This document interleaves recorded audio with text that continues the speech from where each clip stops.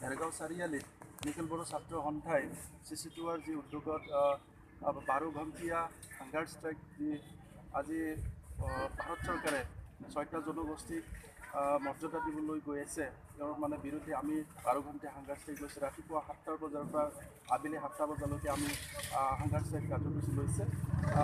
মানে এতিয়া ভাৰত চৰকাৰে জোৰ জোৰকৈ আমি অসমত বসবাস কৰা যিসকলে ট্ৰাইবেল এই ট্ৰাইবেলৰ যি কথা আকৌ ট্ৰাইবেলৰ যিখিনি মৰ্যাদা আছিলে সেই মৰ্যাদাখিনি আমাক নথৈ মানে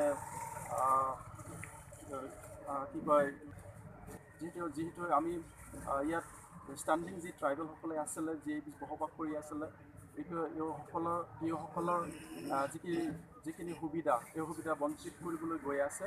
ইয়াৰ কাৰণে ভাৰত চৰকাৰ আৰু অসম চৰকাৰৰ যি আজি বিল আনিবলৈ গৈছে ৰাজ্যসভাত এই ৰাজ্যসভাৰ বিলখনে আমি কোনো পধ্যে মানি নলওঁ। নিখিল বড়ো ছাত্ৰ সন্থাই আজি গোটেই অসমত আজি 12 ঘণ্টীয়া হাংগাৰ ষ্ট্ৰাইক CCTOAৰ উদ্যোগত কৰা হৈছে আৰু এইখিনি আমি এই কাৰ্যকৰী আমি সফল কৰিম আৰু অনাগত দিনবোৰত এনেহেন যদি এই বিলখন পাছ কৰিবলৈ তেওঁলোকে জবৰদস্তি জাপি দিবলৈ বিচাৰে তেতিয়াহ'লে জংগী আন্দোলন কৰিব বুলি আমি ঘোষণা কৰি দিছোঁ।